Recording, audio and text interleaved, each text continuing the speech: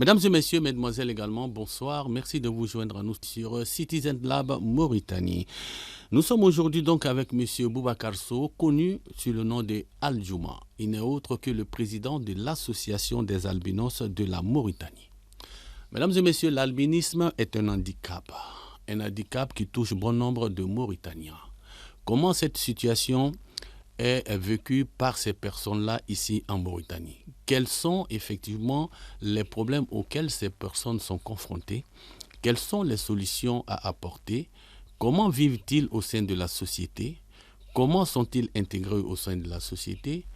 Mesdames et messieurs, c'est tout ceci que nous allons tenter de comprendre donc avec M. Abdrahman Sow, connu, comme je vous le disais, sous le nom de Al Djouma. Bonsoir. Oui, bonsoir. La première question tout de suite. Quelle est la situation aujourd'hui des albinos en Mauritanie? Oui, en fait, les albinos en Mauritanie, tellement il est difficile par rapport aux études, les travaux, les métiers, tout ça là. Parce que, en fait, les albinos en Mauritanie, déjà, ils négligent. Parce qu'il y a beaucoup d'albinos qui sont en chômage. Beaucoup des albinos ils préfèrent l'école. Parce que les gens ne pas prendre les albinos, c'est une personne. Prendre les albinos, c'est une comme handicap. Même handicap, c'est une personne. Parce que les albinos, en Afrique, être albinos en Afrique, c'est une risque par rapport en Afrique, parce que les albinos toujours en difficulté par rapport les soleils, c'est une manque de mélanine. Oui, on va en arriver là tout de suite. Alors, comment on peut décrire l'albinisme? C'est quoi? C'est dû à quoi l'albinisme? Oui, albinisme, c'est une manque de mélanine. D'accord.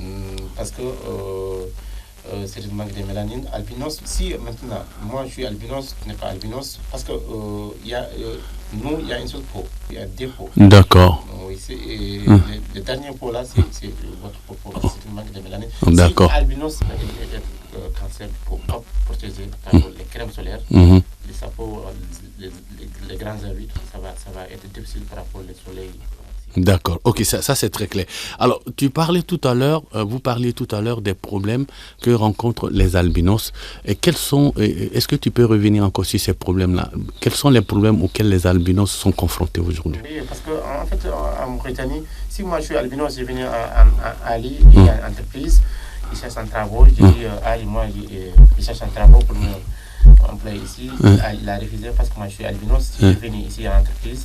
Les gens doivent venir à l'entreprise, puis toi tu travailles avec albinos, les gens ils négligent les albinos.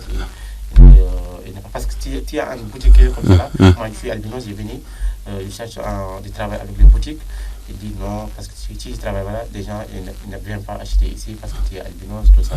D'accord. Cette maman-là, nous en Mauritanie, on a tellement de difficultés par rapport aux albinos. Est-ce qu'au sein de la famille, de la société, les albinos se sont intégrés? En fait, moi, dans ma famille, je suis seul albinos. En fait, moi, je suis entrepreneurial. Mais d'accord, toi, vous avez réussi à vous intégrer. Est-ce que c'est le cas de tous les albinos en Mauritanie? Est-ce que ces albinos-là, au sein de la société, au sein de leur famille, est-ce qu'ils ont des difficultés dans leur famille? Non, en famille, il n'y a pas de difficultés. C'est les sociétés. C'est pas les familles, parce que les gouvernements mauritaniens, pourquoi les gouvernements mauritaniens ne prennent pas les albinos en charge? Il y a une bourse. Parce que les albinos sont handicapés. Attention, si tu pars en Europe, les albinos, il y a un pays là-bas. Il y a un logement là-bas. Pourquoi en Afrique?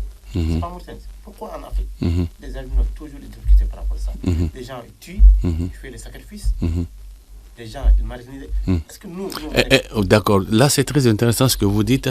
Dans d'autres pays de l'Afrique, c'est vrai que les albinos se sont pourchassés, sont même tués, le mot est très fort, mais il faut le dire quand même, pour des rituels, pour des sacrifices, etc. Est-ce qu'en Mauritanie, on a ce problème-là? Non, en fait, mon pays islamique, il n'y a pas ça. Parce que c'est un pays islamique, pas de liste ni sacrifice. Parce que, imagine, si maintenant, moi, j'ai dit, je vis albinos dans la rue, si moi, je cherche les albinos là, je parle, ils refusent. Parce qu'il imagine, il entend souvent les albinos, il faut moi, je prends le contact, je parle à la maison, je parle avec les familles. Oui. Moi, je suis président. Je travaille sur le terrain. Ouais. Avant, il faut sur le terrain. Il faut sur le terrain. Justement, votre travail sur le terrain en tant que président de l'association des albinos consiste à quoi? Qu'est-ce que vous faites réellement? En fait, même aujourd'hui, j'étais sur le terrain. J'ai vu les albinos côté BMD et Talab Sadigue, en français. Ouais, ça, les sacrifices qui demandent le monde. Oui, ils demandent les sacrifices. L'argent, ils mangent, tout ça là. Parce que albinos, tellement, il n'y a pas de bourse ici pour le gouvernement, pour les albinos. Oui, il n'y a pas de prise en charge des albinos. D'accord. Si les albinos sont malades, ici à Mauritanie, il n'y a pas de docteur dermatologue pour les albinos. Il n'y a pas un dermatologue pour les albinos en Mauritanie. Voilà. Ça, c'est très bien dit. Alors, dans ce cas-là, comment les albinos arrivent donc à trouver des solutions à leurs problèmes de santé? En fait, si les albinos sont malades ici, nous on prend en charge, on envoie en Sénégal, en Mali, un docteur dermatologue pour les albinos. Parce que là-bas, en Sénégal ou en Mali, les albinos sont plus connus là-bas. D'accord. Ils sont bien traités, ils sont bien... Il y a un grand centre à Sénégal pour les albinos. Comme au Mali avec l'association de Salif Keïta. Oui, au Mali, il y a 4 associations. Il y a d'autres gens, parce que albinos en Mali, tellement, il y a beaucoup d'organisations. Il y a beaucoup d'albinos et ils sont bien organisés. Chaque année, on fait Miss les albinos, on fait la caravane des albinos. Parce que chaque année, moi, je pars à Mali. Quand je viens d'arriver à Addis Abeba avec Tanzanie, ce n'est pas pour les albinos. Attention, moi, je travaille pour les albinos. Moi, je suis membre droit de l'homme. Moi, je travaille les albinos, les handicaps, les personnes non. Ok, donc si je comprends vous, ce n'est pas seulement une histoire d'albinos, mais c'est une histoire de droits de l'homme. Oui. Très bien, ça c'est très bien connu. Alors, si on vous demande aujourd'hui de proposer des solutions pour pouvoir trouver des remèdes, pour pouvoir trouver vraiment de quoi à intégrer les albinos dans la société mauritanienne, à une prise en charge effectivement des albinos, qu'est-ce que vous voulez, qu'est-ce que vous allez proposer, qu'est-ce que vous allez demander? Première chose, c'est santé. La santé, d'accord. La santé est plus importante par rapport aux albinos. Ok. Études. Études, santé, éducation. Éducation, c'est les bases. Okay. Ces 3 choses-là, les albinos, c'est les meilleurs. Pourquoi en Mauritanie, il n'y a pas de ministre albinos, il n'y a pas d'avocat albinos, il n'y a pas de docteur albinos en Mauritanie? Parce que, imagine, en Mali, il y a tout ça. Il y a ministre, il y a avocat, il y a tout ça. En Tanzanie, il y a tout ça. Au Sénégal, il y a tout ça. Pourquoi en Mauritanie, il n'y a pas ça? Même cette élection-là, les gens, ils disent, les députés, il faut handicapés. Après, le gouvernement, il a levé ça. Parce que il y a les handicapés, pour être député, c'est difficile. C'est difficile. Pourquoi c'est difficile? C'est pas difficile parce que moi, je suis albinos, je vais être député.